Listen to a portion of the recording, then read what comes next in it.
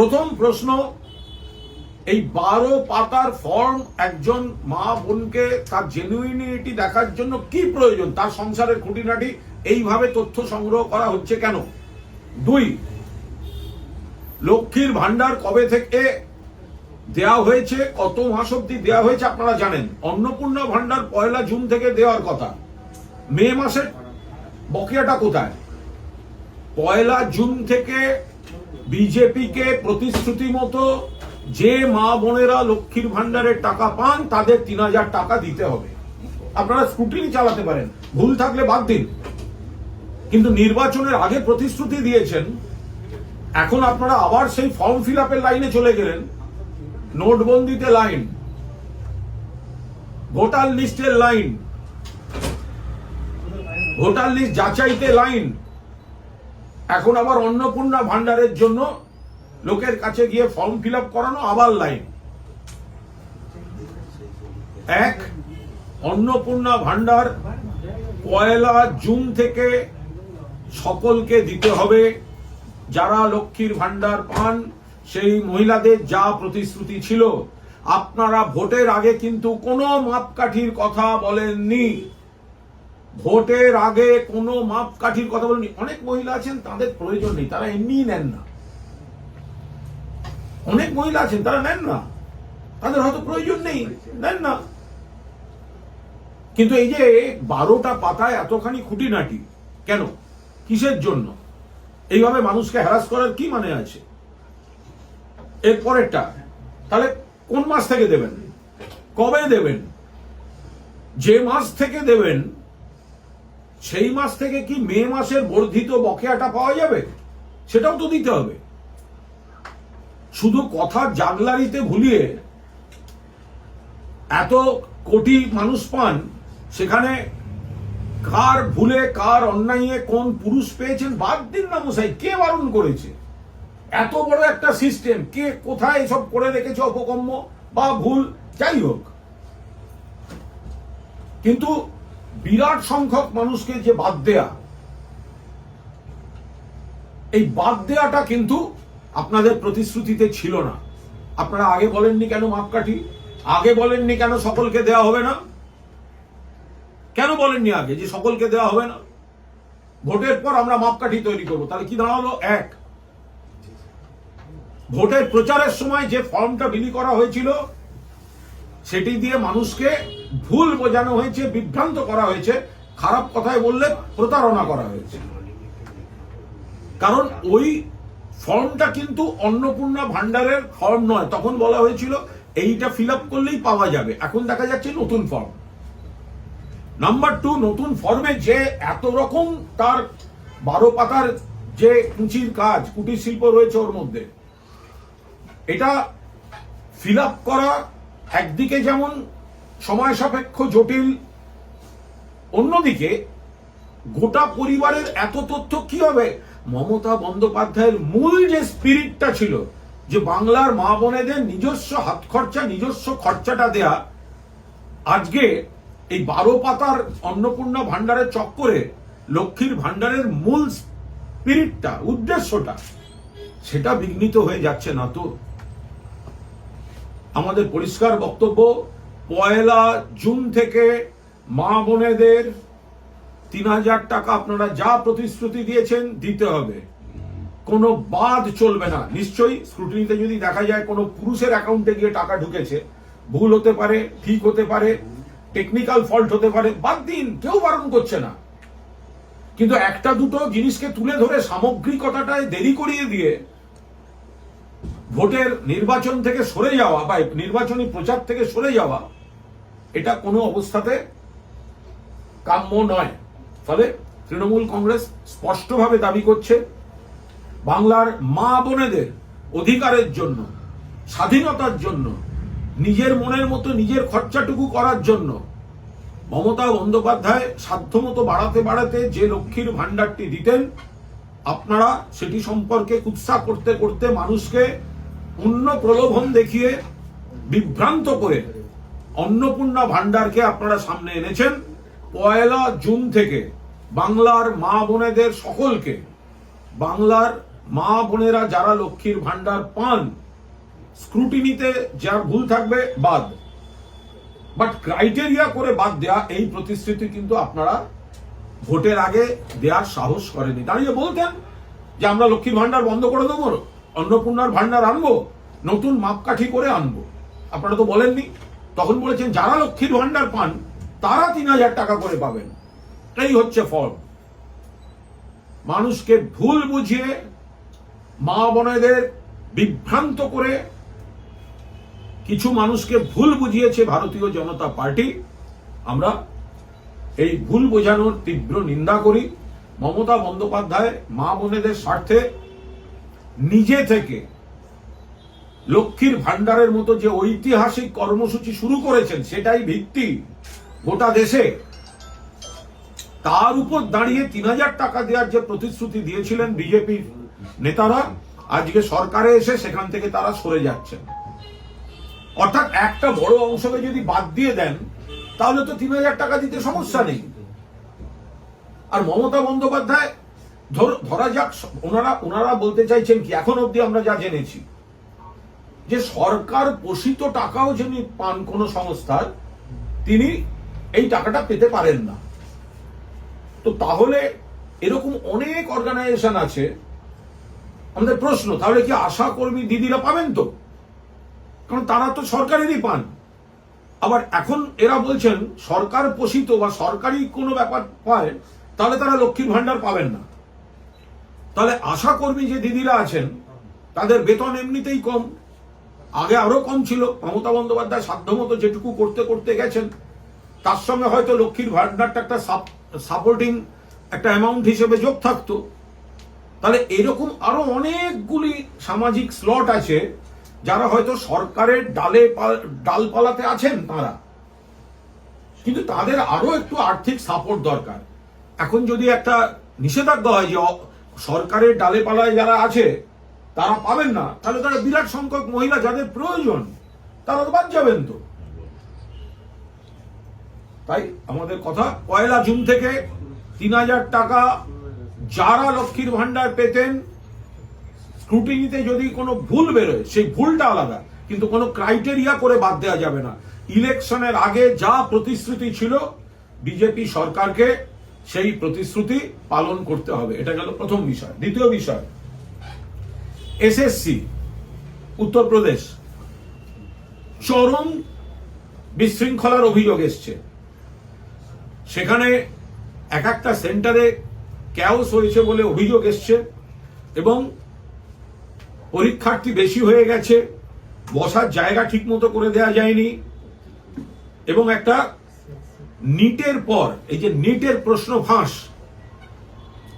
প্রশ্ন ফাঁসের পর এবার আবার ডবল ইঞ্জিন সরকার, সেখানে অতিরিক্ত ভিড়, সিটের আসন বিভ্রাট, সরকারি তরফে সঠিক যোগাযোগের অভাবে একটা বিশৃঙ্খল পরিস্থিতি, এবং এসএসসি পরীক্ষা আবার রিশিডিউল্ড করতে হয়েছে। আমাদের সর্বভারতীয় সাধারণ সম্পাদক অভিষেক বন্দ্যোপাধ্যায় ইতিমধ্যেই বিষয়টি নিয়ে সরব হয়েছেন। আমাদের পরিষ্কার বক্তব্য, এটা কি হচ্ছে? নিটের পর ডবল ইঞ্জিন সরকারের এসএসসি, তাহলে যুব সমাজকে পোকামাকড়ের থেকেও খারাপভাবে তারা ট্রিট করছেন। এ ব্যাপারে নরেন্দ্র মোদী এবং অমিত শাহ তারা নীরব কেন? কারণ তাদের রাজ্যেই তো এই বিশৃঙ্খলা ভাবে রিশিডিউল্ড হয়েছে। যে সরকার একটা পরীক্ষা সুষ্ঠুভাবে নিতে পারে না, তারা মানুষকে নানা ধরনের বিভ্রান্তিকর কথা বলে বিভ্রান্ত করছিল। ফলে আমরা এটা চোখে আঙুল দিয়ে দেখিয়ে দিতে চাইছি যে পদ্ধতিতে এরা করতে গিয়ে সম্পূর্ণভাবে এসএসসিটা বিঘ্নিত হয়েছে, এবং বহু ছাত্রছাত্রী যারা পরীক্ষা দিতে গেছিলেন তারা বিপাকে পড়েছেন। তো এইটা হচ্ছে, এবং তাতে মুখে কুলু পেটে বসে আছেন নরেন্দ্র মোদী এবং অমিত শাহ।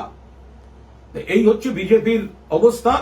তাদের নাকি এগুলো মডেল, তাদের ডবল ইঞ্জিন সরকার, লোকের সমালোচনা করে বেড়ায়, আমাদের রাজ্যে এসে বক্তৃতা দিয়ে যায়, কিন্তু নিজের রাজ্যে একটা পরীক্ষা ঠিকভাবে করতে পারে না। একটা কথা হচ্ছে যে আপনি যে প্রসঙ্গটি বললেন, প্রতারণার অভিযোগ, সেটাও বললেন।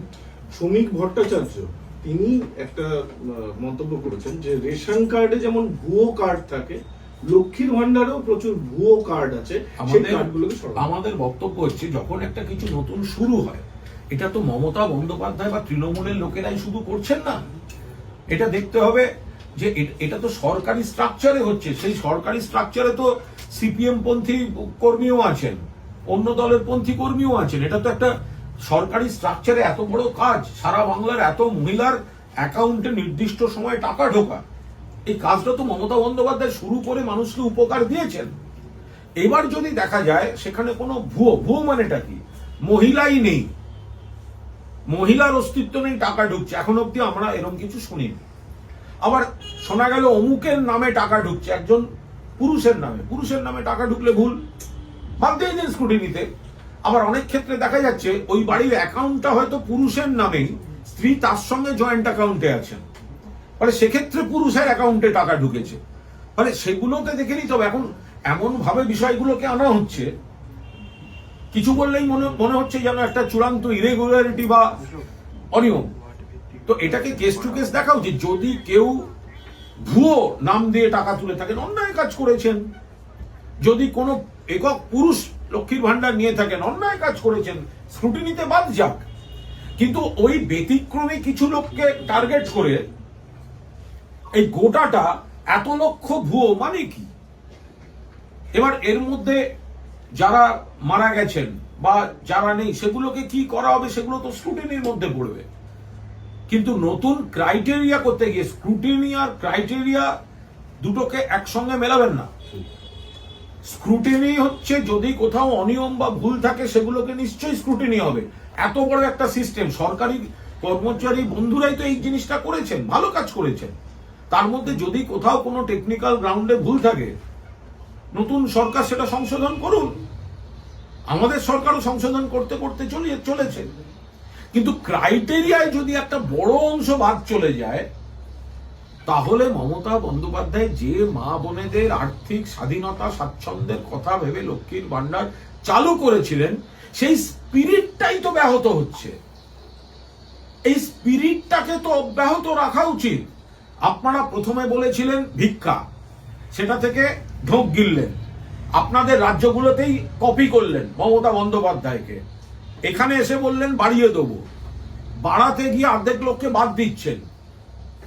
কোন মাস থেকে পাবেন সেটা এখনো স্পষ্ট নয়। যে ফর্মটা দিয়েছেন আপনারা, সেই ফর্ম এত জটিল এবং পারিবারিক এত রকম তথ্যের গল্প শুনিয়ে দিয়েছেন যে তারপরে কে পাবেন আর কে পাবেন না, এটাই তো এখনো নিশ্চিত নয়। বলছি, আপনি আজকে একটা সমাজ মাধ্যমে পোস্ট করেছেন এবং সেখানে যারা এখন দলের বিরুদ্ধে মুখ খুলছে তাদেরকে নিয়ে সরব হয়েছেন, এবং আপনি উল্লেখও করেছেন যে সব থেকে বেশিবার আপনি সরব হয়েছিলেন বলে আপনাকে সাসপেন্ডও করা হয়েছিল। যারা মুখ খুলছে তাদের বিরুদ্ধে দল কেন ব্যবস্থা নিচ্ছে না? তাহলে ভোটের পর নির্বাচনোত্তর পরিস্থিতিতে দলের কিছু কিছু নেতা বিভিন্ন ধরনের প্রতিক্রিয়া দেখা যাচ্ছে। দল নিশ্চয়ই দেখছেন বিষয়টা, তাদের সম্পর্কে আলাদা করে কোনো মন্তব্য করব না। তাদের সব কথাই যে ভুল বা তারা যা বলছেন সেটা ঠিক নয়, এমন মন্তব্যও করব না। নির্বাচন কমিশন যে চক্রান্ত করেছে তা নিয়ে যেমন আমাদের বক্তব্য আছে, ভোট লুট নিয়ে বক্তব্য আছে, বৈধ ভোটার বাদ দিয়ে দেওয়ার বক্তব্য আছে। আবার নিশ্চয়ই মানুষ কিছু কিছু জিনিস পছন্দ করেননি বা আমাদের ভুল ত্রুটি ছিল, সেটা আমাদের নেতৃত্ব দেখবেন। কিন্তু সবে 1 মাস হয়নি ভোটটা হয়েছে, আমাদের নিশ্চিতভাবে দলের যে নেতারা বলছেন তারাও তো দলেরই। ফলে ভোটের আগে আমরা যারা ভোটে দাঁড়িয়েছেন, কেউ জিতেছেন, কেউ হয়তো পরাজিত হয়েছেন, আবার কেউ হয়তো তার ইচ্ছা ছিল প্রার্থী হওয়ার, হয়তো হতে পারেননি। তো এখন হারার পরেই সব খারাপগুলোকে বলাটা এটা কতটা শোভনীয়? 1 মাস হয়নি, আমাদের কি তর সইছে না? যদি কোথাও কোনো ভুল থাকে আমরা দলের মধ্যে নিজেরা সবাই আলোচনা করব, নেতৃত্বকে বলবো, তাতেও যদি না হয় যার যার পথ খোলা আছে। আজকে যদি তৃণমূল কংগ্রেস ক্ষমতায় আসতো, তো তাহলে তো কে মন্ত্রী হবে কে মন্ত্রী হবে না তার জন্য দিদির বাড়ি আর অভিষেকের বাড়িতে লবি করা শুরু হয়ে যেত। ভাবুন একটু, এই দলটাই তো জনপ্রতিনিধি করেছে, এই দলটাই তো বিভিন্ন পদ দিয়েছে, ফলে কোনো কারণে সেটা ইলেকশন কমিশন বা আমাদের ভুল ত্রুটি, ইলেকশন কমিশন তো বটেই, বা আমাদের কিছু ভুল ত্রুটি, তো সঙ্গে সঙ্গে যদি আমরা অন্যরকম করি, আমাদের কত কর্মী ঘর ছাড়া, কত পার্টি অফিস দখল হয়ে পড়ে আছে, বেদখল হয়ে পড়ে আছে, ফলে এখন কত কর্মীর মিথ্যা মামলায় হ্যারাস্ট হচ্ছে, তাদের পাশে দাঁড়ানো দরকার। ফলে তার বদলে আমরা যদি এখন মানে 1 মাসও হয়নি, আচ্ছা যদি দলটা জিততো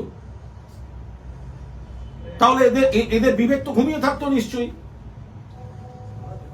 আজকে উল্টেছে বলে খারাপ, নিশ্চয়ই খারাপটাকে খারাপ বলুন। আমি তো বলছি গত 4 বছরে আমি 3 বার সাসপেন্ড হয়েছি, আরে আমার রেকর্ড কেউ ভাঙতেই পারে না আজকাল। কিন্তু দল যখন ক্রাইসিসে, তখন নেত্রীর সঙ্গে দলের পাশে থেকে কর্মীদের সঙ্গে থাকবো না? আমি তো বলি বারবার, তৃণমূল কংগ্রেসে যদি অভিমান, রাগ, কারুর দেখাবার একটা তালিকা হয়, তার মধ্যে 1 নম্বরে থাকবে কুণাল ঘোষের নাম। আমার জীবন সর্বনাশ হয়েছে, কিন্তু আমি তারপরেও তো আমার তৃণমূলের প্রতি আনুগত্য, নেত্রীর প্রতি আনুগত্য, সেটা যারা আজকে জিতলেন, কোন প্রতীকে জিতেছেন? মমতাদের দেয়া প্রতীকে জিতেছেন, অভিষেকের দেয়া প্রতীকে জিতেছেন, দলের প্রতীকে জিতেছেন। যদি যেটাকে খারাপ বলছেন, তা সেদিন বললেন না কেন এই দলটার এই খারাপ, আমরা দাঁড়াবো না? বলতে পারতেন তো, তাহলে আরো স্বচ্ছতা থাকতো। কেউ জিতেছেন, কেউ পরাজিত হয়েছেন। আমার অনেকে তো দাঁড়াবার ইচ্ছাও ছিল, হতেই পারে। সেটা কোন দলের হয়ে? এই তৃণমূলের হয়ে। কার হয়ে প্রচার করেছেন? এই তৃণমূলের হয়ে প্রচার করেছেন। আজকে যদি তৃণমূল কংগ্রেসই আবার সরকার গড়ত, তাহলে কি এত রকম বিলম্বিত বিবেক জাগরণ দেখা যেত? না। আমাদের কি কোনো ক্ষোভ, অভিমান বা বক্তব্য বা গঠনমূলক কথা নেই? আছে। কিন্তু দলটা যখন একটা অদ্ভুত পরিস্থিতিতে আছে, এই সময় আমরা কেন এই জিনিসগুলো আমরা সামনে আনবো? এরা বলছেন যে কথা বলার চেষ্টা করা হয়েছিল। আপনার বক্তব্যের সঙ্গে অনেকে কিছুটা সহমত, কিন্তু তাদের বক্তব্য আমরা কথা বলার চেষ্টা করেছি। আইপ্যাক কোনোভাবেই আমাদেরকে পৌঁছতে দিত না। দ্বিতীয়ত, মমতা বন্দ্যোপাধ্যায়কে ঘিরে যারা থাকতেন তারা সেখানে আমাদের ঢুকতে দিত না। আমি সমস্ত মানছি, আমি আবার বলছি, তারা যা বক্তব্য রাখছেন সেই বক্তব্যকে আমি ভুল বলে তাদের সঙ্গে কন্ট্রাডিকশনে যাচ্ছি না। আমি বলছি রেজাল্টটা বেরিয়েছে এখনই, এই কতগুলো এটা, এই যে সমস্যাটার কথা বলছেন, এটা তো ভোটের আগেও সেই সমস্যাটা ছিল। তারপরেও তো আপনারা অনেকে প্রার্থী হয়েছেন, তারপরেও তো জিতেছেন, তারপরেও তো হেরেছেন। যদি আইপ্যাক নিয়ে কোনো অভিযোগ থাকে, তো এটা তো আগেও ছিল, এখনো আপনি বলতে পারেন। কিন্তু সেটা এই মুহূর্তে যখন দলটাকে একটু আমরা সবাই মিলে চেষ্টা করছি আবার একদম আমরা দেখুন, আমরা এত মানুষের ভোট পেয়েছি। মমতা ব্যানার্জিকে দেখে এত মানুষ ভোট দিয়েছেন। 40% উপর ভোট তৃণমূলের, 80 জন বিধায়ক, 42 জন সাংসদ, এতগুলি পুরসভা, এত হাজার কাউন্সিলর, এত হাজার ত্রিস্তর পঞ্চায়েত সদস্য। কোথাও যদি ভুল থাকে সেগুলো নিশ্চিতভাবে হবে। কিন্তু এত তাড়াতাড়ি অক্সিজেন ধারণ ক্ষমতাটা তো আরেকটু বেশি হওয়া উচিত। 1 মাসের মধ্যে দম বন্ধ হলে কি করে হবে? বলছি, গতকাল মমতা বন্দ্যোপাধ্যায় কবিতা লিখেছেন, বেশ বোঝাই যাচ্ছে। তিনি বলছেন গিরগিটি যারা দল পরিবর্তন করছেন, ক্ষোভ প্রকাশ করছেন, বলছে এত সহজে রং পাল্টে নিচ্ছেন। দেখুন, দল পরিবর্তন করা এক জিনিস, অনেকের অনেক গ্রাউন্ড থাকে। আপনি জানি না ভবিষ্যতে এগুলো সব সময়ের সঙ্গে হয়। কিন্তু একটা দল, যে দলটায় থাকলাম, যে দলটার ক্ষমতার সময় থাকলাম, সবে থাকলাম, ঘটনাচক্রে বিরোধী পক্ষে সঙ্গে সঙ্গে নানা রকম একটা চিত্তচাঞ্চল্য শুরু হয়ে গেল। সেই জায়গাটায় বোধহয় নেত্রীর কবিতায় অসন্তোষ প্রকাশ করা আছে। আপনি যে সমাজ মাধ্যমে পোস্ট করেছেন, ওটা একটা শেষে একটা ইন্টারেস্টিং লাইন রয়েছে যে যদি দেখি দল ভুল পথেই রয়েছে তখন ভাববো।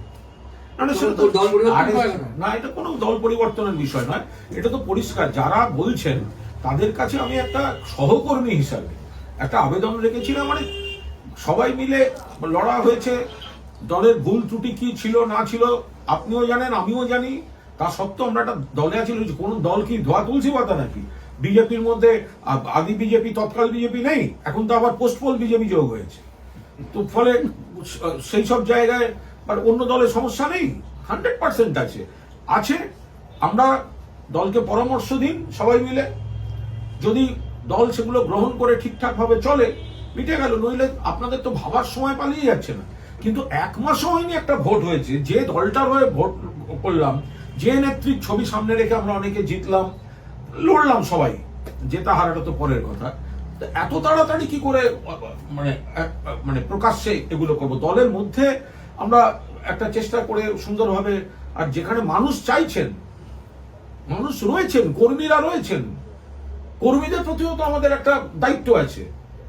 যারা আক্রান্ত, যাদের বিরুদ্ধে মামলা চলছে, আমরা ওটা করব নাকি কে কবে মঞ্চে উঠতে পারেনি সেগুলো নিয়ে এখন সামনে যাবো? কিন্তু কর্মীরা অনেকে বলছেন, হাতে গোনা আপনার নাম বলছেন, আরো 2-3 জনের নাম বলছেন, যে যারা রাস্তায় নামছে কর্মীদের পাশে রয়েছে। তাদের বক্তব্য যে যারা পার্টির সিনিয়র লিডার তারাই ঘরের মধ্যে বসে রয়েছেন। এটা পার্টির অভ্যন্তরীণ ব্যাপার, এটা নিশ্চয়ই পার্টির মধ্যে আলোচনা হবে। কর্মীদের আবেগ, কর্মীদের বক্তব্য নিশ্চিতভাবে গুরুত্ব দিয়ে, বা যারা ক্ষোভ প্রকাশও করছেন, আমি আবার বলছি, আমি তো তাদের পয়েন্টগুলো নিয়ে কোথাও কন্ট্রাডিক্ট করতে যাচ্ছি। এই টাইমিং একটা বিষয় এগুলো, কিন্তু এবার আমার বক্তব্য হচ্ছে যে কর্মীদের যে আবেগ, মমতা বন্দ্যোপাধ্যায় সবসময় বলেন কর্মীরাই আসল সম্পদ।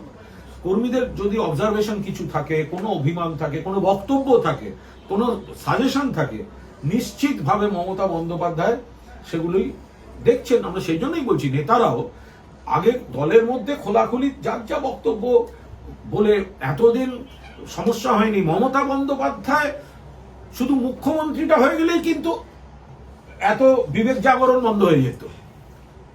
যারা বলছে তাই জিজ্ঞেস করুন তো, মমতা বন্দ্যোপাধ্যায় যদি মুখ্যমন্ত্রী হতেন আর তৃণমূল কংগ্রেস যদি সরকার গড়ত, তাহলে এই কথাগুলো শোনা যেত? কিন্তু কুণাল ঘোষ যখন এই প্রসঙ্গগুলো বলেছে, তখন কিন্তু মানে পূর্ণ তৃণমূলের মধ্যে দাঁড়িয়েই বলেছে। কিন্তু ক্রাইসিসে এটার সময় নয়। ক্রাইসিসে কর্মীদের পাশে থাকা আমরা দলটা করার চেষ্টা করব। যে ক্রাইসিসের কথা বলছেন আপনি, ঠিক সেই সময় দেখা যাচ্ছে আপনার দলের 2 জন সাংসদ মামলা পাল্টা মামলা, অভিযোগ পাল্টা অভিযোগ, স্পিকারকে চিঠি পাল্টা চিঠি, এথিক্স কমিটিতে যাচ্ছেন মহিলা সাংসদ, পুরুষ সাংসদ তাকে অশ্লীল কথা বলছেন। দেখছেন যে 2 জন সাংসদ। আবার বলছি, ওনাদা সিনিয়র, কল্যাণদা সিনিয়র, মানে অন্যতম সেরা সাংসদ, আইনজীবী, কাকলিদি কত পুরনো। এখন মানে যদি কারোর কোনো ক্ষোভ দুঃখ থাকে, কারোর সবার সঙ্গে সবার মেলে না, কারোর সঙ্গে কারোর অনেক সময় এক দল করলেও যেরকম থাকে, যেরকম বুদ্ধবাবু সুভাষবাবু ছিল, যেটা হতে পারে, যেটা শুভেন্দুবাবু দিলীপ বাবুর আছে, ওই রকম ধরনের। তো এখন সেরকম অনেকের মধ্যে অনেকের থাকতে পারে, সব দলেই থাকে, এগুলো খুব স্বাভাবিক ব্যাপার। কিন্তু এটাকে এই সময় এইভাবে সামনে নিয়ে আসাটা ঠিক না। আমাদের কাকলিদিও কত সিনিয়র, তিনিও দলের থেকে কত সম্মান পেয়েছেন, তিনি নিশ্চয়ই পুরনো দিনের অনেক মানে দিন ধরে মমতাদির সঙ্গে আছেন। তেমনি মমতাদিও উজাড় করে সম্মান দিয়েছেন, বিভিন্ন পদ বিভিন্ন ভাবে কাকলিদিকে সম্মান দিয়েছেন। ফলে এখন যখন দলটা একটু সংখ্যাতত্ত্বে বিরোধী পক্ষে, এই সময় কি ঠিক, এই সময় কি এটা ঠিক যে এখন পুরনো কোনো কথা নিয়ে এসে এখন ইয়ে করা? এটা এটা এটা এটা এটা এটা মানে কর্মীদের আবেগকেও আঘাত করছে। যদি কোনো রাগ থাকে, সবাই জানে কার সঙ্গে কার ঝগড়া আছে, লোকচামার কোনো ব্যাপারে, বাড়িতেও থাকে, বাবা কাকার ঝগড়াও থাকে, দাদা দিদির ঝগড়াও থাকে, ওগুলো নিয়ে কোনো বিষয় না। কিন্তু এই সময় সবার এই যে একসঙ্গে কতগুলো লোকের শ্বাসকষ্ট হচ্ছে দেখতে পাচ্ছেন, ভয়ঙ্কর ব্যাপার। একসঙ্গে একদম শ্বাসকষ্ট হচ্ছে, মানে এবারে এই পাশে হচ্ছে জিতেছে শ্বাসকষ্ট, হেরেছে শ্বাসকষ্ট, নমিনেশন পায়নি শ্বাসকষ্ট, সাংসদ শ্বাসকষ্ট। আরে ভাই, একজন মহিলা মমতা ব্যানার্জি, তার মুখটার উপর দাঁড়িয়ে গোটা একটা আন্দোলনের স্রোত, একটা সরকার চললো, আমরা সবাই নানা রকম পদে থাকলাম, আজকে তার পাশে যখন তিনি অন্তত আশা করতে পারেন আমার সহকর্মীরা আমার সঙ্গে থাকবে, সেই সময়টা এগুলো করাটা কি খুব মানে গ্রহণযোগ্য কাজ হচ্ছে? আজকে যারা মজা করে বলছেন মমতা বন্দ্যোপাধ্যায় হেরে গেছেন, একজন মহিলা টালির চালের ঘর থেকে নিম্নবিত্ত পরিবারের মহিলা একা, যিনি তার কোনো অসম্ভব রাজনৈতিক বা আর্থিক প্রভাবশালী পরিবার থেকে আসেননি, এরম নয় যে তার বাবা বা কাকা জ্যাঠা একদম কংগ্রেস রাজনীতির সব তারকা ছিলেন বা বিরাট ব্যবসায়ী পরিবার, না। এরম নয় যে তার স্বামীর সূত্রে তিনি প্রচুর ইয়ে পেয়েছেন, না, তিনি বিয়েই করেননি। একা একজন মহিলা আগাগোড়া আন্দোলন করে একটা দল তৈরি করে তাকে 15 বছর ক্ষমতায় রেখেছেন, কেন্দ্রের মন্ত্রী পর্যন্ত হয়েছেন। তাকে আপনারা কি হেটা করছেন? কি হারাচ্ছেন? ওনার আর কি হারানোর আছে? আর কি প্রমাণ করার আছে? নির্বাচনে এদিক ওদিক হয়, ইলেকশন কমিশন করেছে, এবং আমাদেরও ভুল ত্রুটি ছিল, 100% ভুল ত্রুটি ছিল। সেগুলো বলে আমরা দলটাকে আবার সৈনিক হিসেবে আমরা সবাই একটা জায়গায় আনার চেষ্টা করছি। এই সময় যারা বিভিন্ন পদে ছিলেন, এই মমতা বন্দ্যোপাধ্যায়ের ছায়ায় যারা বেড়ে উঠেছেন, তাদের এই বিলম্বিত বিবেক জাগরণ এটা ঠিক নয়। সময় দিন আর একটু, যদি দেখেন হচ্ছে না, হবে না, তখন ভাববেন।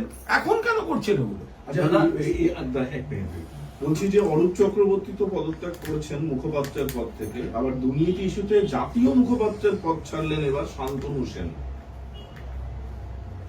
অ্যাকচুয়ালি এখন এত লোক পদ ছাড়বেন, আমি পার্টি অফিস থেকে আগের পদের লিস্টগুলো দেখে রাখবো, কারণ আমি তো সবগুলো জানিও না যে কে কোন পদে আছেন। ছাড়ার পর প্রমাণিত হবে বা জানবো যে কে কি পদে ছিলেন। আচ্ছা, আমার যেমন পদ লাগে না সাধারণ ক্ষেত্রে, দল আমায় পদ দেয়, আমি খুব খুশি, কিন্তু পদ ছাড়াও দেখবেন কুণাল ঘোষ থাকে, পারফরমেন্স। তো সুতরাং আমি নিশ্চয়ই এত লোক যখন ইস্তফা দিচ্ছেন, আমি মুখপাত্র হিসেবে প্রতিক্রিয়া দেওয়ার আগে আমি দলের কাছ থেকে সব পদের তালিকাটা, নামাবলীটা নিয়ে রাখবো, নইলে তো আমি জানি না কে কোন পদে আছে। শান্তনু সেন জাতীয় মুখপাত্র আপনি জানতেন না?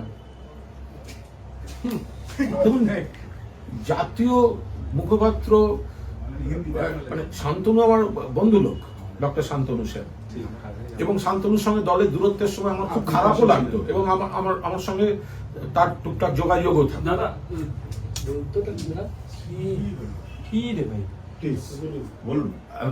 যোগাযোগও থাকতো, কিন্তু এখন তিনি তার মনে হয়েছে কোনো একটি দায়িত্ব ছেড়েছেন। তবে আমার মনে হয় এইসব ছাড়াছাড়িগুলো যদি ভোটের আগে মমতা বন্দ্যোপাধ্যায় মুখ্যমন্ত্রী হলে কিন্তু উনি ছাড়তেন না। আমার বন্ধু শান্তনু, বাট মমতা বন্দ্যোপাধ্যায় মুখ্যমন্ত্রী হলে কিন্তু এইসব ইস্তফাগুলো হতো না। আমি আবারও বলছি, এগুলো যদি মমতা বন্দ্যোপাধ্যায় মুখ্যমন্ত্রী হতেন এবং মমতা বন্দ্যোপাধ্যায় সরকার হতো, তাহলে কিন্তু এই ইস্তফা, এই অমুক তমুক হতো না। তখন দেখতেন যে 1 বছর অন্তর কুণাল ঘোষই কোনো সিস্টেম নিয়ে সরব হচ্ছে, আর কুণাল ঘোষ একাই সাসপেন্ড হচ্ছে, আবার তার 7 দিন বাদে কুণাল ঘোষ আবার কাজে ফিরছে। তখন আমি যখন সাসপেন্ড হতাম, একটা বিপ্লবীকে আমি খুঁজে পাইনি ব্রাত্য বসু ছাড়া পাশে। আমি তো দলের মধ্যে দলের কিছু সিস্টেম নিয়ে আমি বলেছি, তো বলে তো আমি সাসপেন্ড হয়েছি। তখন আজকের বিপ্লবীরা কোথায় ছিল? কিন্তু দল যখন একটুখানি অন্য পরিস্থিতিতে থাকে, তখন আমরা কর্মীর পাশে থাকবো, নেত্রীর পাশে থাকবো। তখন কেন এসব বলবো? যখন দল পুরো ফর্মে, তখন বলার দম থাকবে না। আর দল যখন একটুখানি সামান্য এদিক ওদিকে যাবে, কতগুলো লোক একসঙ্গে শ্বাসকষ্ট, বাবারে বাবা, সমস্ত নার্সিংহোম হাসপাতালে অক্সিজেন সিলিন্ডার অ্যালার্ট রাখা হয়েছে, যে একেবারে যখন তখন যাত্রা শ্বাসকষ্ট হতে কিন্তু পারে। এখন তো বিজেপি সরকার, এখন সহজ মানে ওইভাবে দিয়ে দেবে, শ্বাসকষ্ট হলে বিজেপি ডাক্তাররা চিকিৎসা করবে। বলছি সৌগত রায় নিমতায় তাকে ডিম ছোড়া বলেছে, অন্যায় হয়েছে এটা। সৌগত রায় একজন বর্ষিয়ান সাংসদ, বর্ষিয়ান নেতা। এই ডিম ছোড়া, গালাগালি, এটা কোনো সংস্কৃতি হতে পারে না। কারা ছড়েছে? হ্যাঁ, কারণ আপত্তিকর কাজ। সৌগত রায়ের সঙ্গে আমাদের কিছু ব্যাপারে মিলতে পারে, নাও মিলতে পারে। বিজেপি স্বাভাবিক সৌগত রায়কে পছন্দ হবে না, তাহলে এই ডিম ছোড়া, তো গালাগালি করা, এটা কোনো রাজনীতি হতে পারে না।